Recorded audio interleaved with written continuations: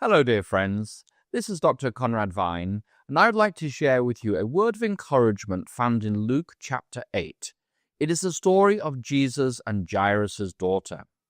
Now, the story starts in verse 41, and Jairus, a concerned father, is begging Jesus to come and save his 12-year-old daughter who is at the point of death in his home. And so Jesus goes along with Jairus to his home. Now, the text specifically tells us that Jesus was being jostled by the crowd. There were a lot of people all around Jesus. They were following Jesus, they were walking to the side of Jesus, and some were going ahead of him because they knew where he was going. So Jesus was being pressed in on all sides by a crowd of people. When he gets to the house, one of the first things he says to the parents is, "Do not fear, only believe, and she will be saved." The people laugh at him because they know that the girl is already dead.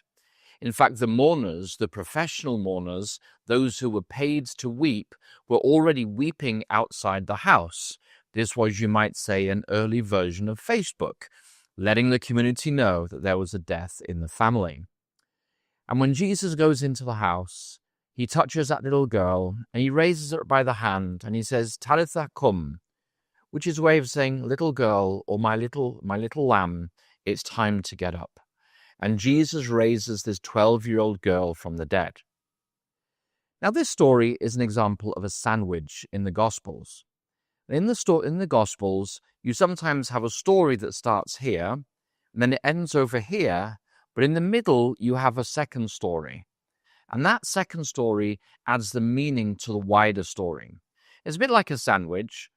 If I were to say to you, "Would you like a sandwich?" your first question is, well, what's in the sandwich? So what matters is not the bread on the outside, but what the filling of the sandwich is on the inside. Would you rather have a peanut butter and jelly sandwich? Would you rather have a cheese and tomato sandwich? Or would you like some other version? And so spliced in the middle of this story of Jairus and his daughter is a story of a woman with an issue of blood for 12 years. And as Jesus is walking to Jairus' house, this woman creeps up behind Jesus in the crowd. She is ceremonially unclean because she has an issue of blood. So theoretically, everybody she touches is now ceremonially unclean. So she comes to Jesus with fear and trembling, worried about what the social response will be if all these men around Jesus discover they've been touched by a ritually unclean woman. She has spent all that she has on doctors. She is still suffering. There is no earthly hope for this woman, so she comes close to Jesus. The story tells us in Luke chapter 8 that she touched the hem of his robe. She didn't necessarily touch his body, she touched the hem of his robe. In those days, your robe might drag along the ground. Together with the soles of your shoes, this was the dirtiest part about you. And so, in faith, she reaches out through the crowd and she touches the dirtiest parts of Jesus that she can, which is the hem of his robe. And Jesus immediately stopped and he looked around and he said, "Who touched me?" The disciples are saying, "Master, you're surrounded by a crowd of people. They're all jostling and pressing in on you, and people are poking you and they're rubbing you shoulder to shoulder. How can you say, 'Who touched me?'" But Jesus knew that power had gone out of him. And he looked around and he saw this woman cowering, and he refers to her first as daughter. Just as Jairus was concerned about his 12-year-old girl, so Jesus was concerned about this woman of faith, whom he referred to as his daughter.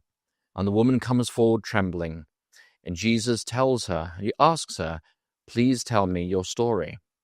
And so she tells her story: the pain, the shame, the doctors, the financial expense, maybe the bankruptcy, the social uncleanliness, the fact that with an issue of blood, she wouldn't have been allowed into the temple or the synagogue for 12 years because she was unclean.